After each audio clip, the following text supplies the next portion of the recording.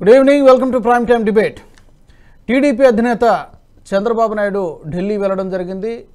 ఈరోజు హోంమంత్రి అమిత్ షా గారిని అలాగే జేపీ నడ్డాని కూడా కలిసే అవకాశం ఉన్నట్టుగా తెలుస్తోంది. మరి ఫోన్ చేసి ప్రత్యేకించి పిలిచినట్టుగా మనకి వార్తలు వస్తున్నాయి. గత కొంతకాలంగా ఒక స్తబ్దత, ఒక డైలమా అయితే ఉంది.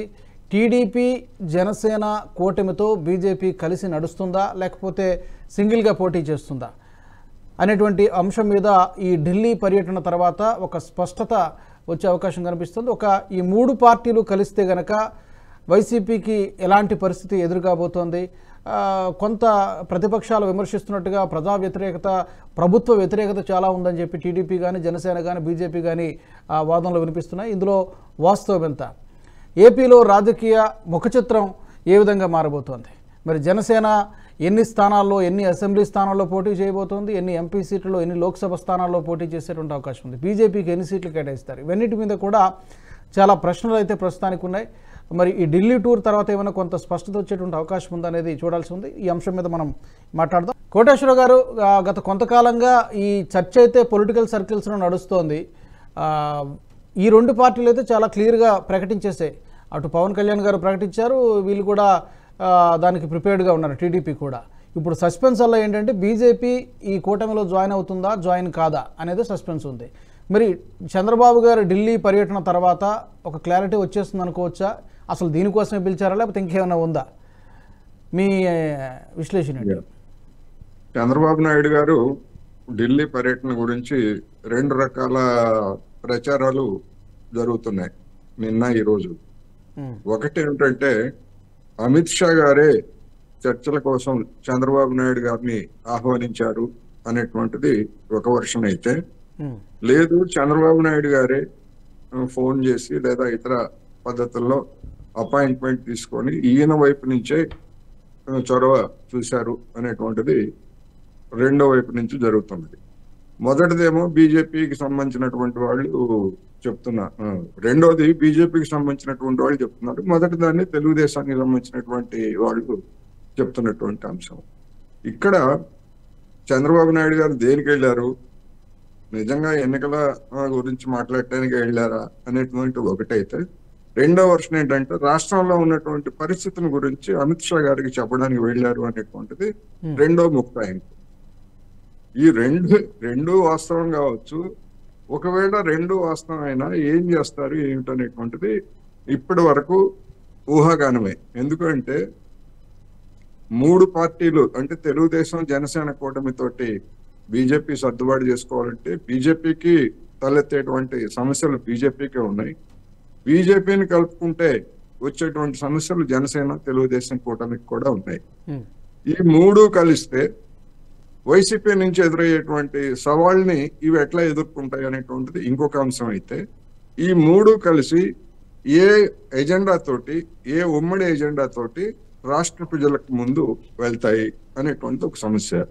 ఇప్పటి వరకు చెప్తున్నది ఏమిటి వీళ్ళంటే, జగన్మోహన్ రెడ్డి పాలనని అంతం చేయడం, వైసీపీని గద్దె దించడం అనేటువంటి ఏకైక ఎజెండా అని చెప్పేసి చెప్తున్నారు. ఈ వాదన జనంలోకి వెళ్తుందా? వెళ్తే ఎందుకు? ఒకవేళ జగన్మోహన్ రెడ్డి గారిని అధికారం నుంచి దించి వైసీపీ నుంచి అధికారం నుంచి తొలగించి వీళ్ళు సాధించేది ఏమిటి అనేటువంటిది ఒక సమస్య. సాధించేది ఏమిటి అన్నప్పుడు 10 సంవత్సరాలుగా ఉమ్మడి రాష్ట్రం విడిపోయిన తర్వాత విభజిత రాష్ట్రానికి రావాల్సినటువంటి నిధులు కానీ లేకపోతే ఇటువంటి వాటిలో జరిగినటువంటి అన్యాయాల్ని సరిదిద్దడానికి విభజన సమయంలో కాంగ్రెస్ ఏ విధంగా ద్రోహం చేసిందని చెప్పేసి ఆంధ్ర రాష్ట్ర ప్రజలు భావిస్తున్నారు. ఆ తర్వాత అధికారానికి వచ్చినటువంటి బీజేపీ అంతకంటే ఎక్కువ ద్రోహం చేసింది, నమ్మక ద్రోహం చేసింది, ప్రత్యేక హోదా ఇస్తామని చెప్పేసి అని కూడా ఆంధ్ర రాష్ట్ర ప్రజలు భావిస్తున్నారు. అందుకని ఇటువంటి పరస్పర వైరుధ్యమైనటువంటి పార్టీలు కేవలం వైసీపీని దించాలి అనేటువంటి నినాదంతో వెళ్తే జనంలో స్పందన ఎట్లా వస్తుంది, అసలు ఈ కూటమి ప్రారంభం అవుతుందా లేదా అనేటువంటిది కూడా సమస్య. ఈ కూటమికి ఉమ్మడి కోటేశ్వరరావు గారు, ఇక్కడ ఏంటంటే టీడీపీకి, జనసేనకి చాలా బలంగా వైసీపీని గద్దె దించాలి అనేటువంటి ఒక బలమైనటువంటి ఒక ఆకాంక్ష అనివ్వండి లేకపోతే టార్గెట్ అయితే వాళ్ళకు ఉంది. బట్ వేరే బీజేపీకి నిజంగా అంత బలంగా వైసీపీ దిగిపోవాలనేటువంటి అనుకుంటుందా అనేది ఒక పెద్ద క్వశ్చన్ మార్క్. ఏమంటారు? అంటే ఇప్పటి వరకు ఆంధ్ర రాష్ట్ర రాజకీయాల్లో అంటే 2019 ఎన్నికల తర్వాత జరిగినటువంటి పరిణామాలను చూస్తే బీజేపీ జనసేన రెండూ కలిసి ఎన్నికల్లో పోటీ చేయాలని ఒప్పందం చేసుకున్నాయి తప్ప వైసీపీ ప్రభుత్వానికి వ్యతిరేకంగా లేదా జగన్మోహన్ రెడ్డి గారి విధానాలకు వ్యతిరేకంగా ఎక్కడ కలిసి ఆందోళన చేసినటువంటి దృష్టాంతం ఒక్కటి కూడా లేదు.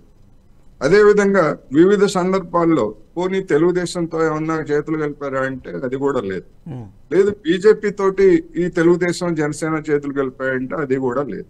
అంటే ఆల్ ఆఫ్ ఎ సడన్ ఇంకొక వారం 10 రోజుల్లో ఎన్నికల ప్రకటన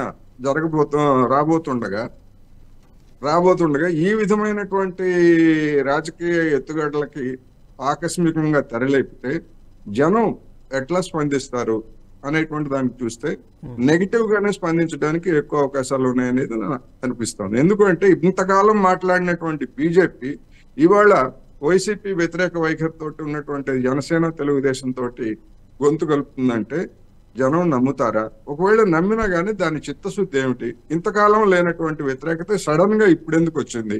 జ్ఞానోదయం అయిందా బీజేపీకి? ఇలాంటి అనేకమైనటువంటి ప్రశ్నలు బీజేపీకి ఎదురవుతాయి.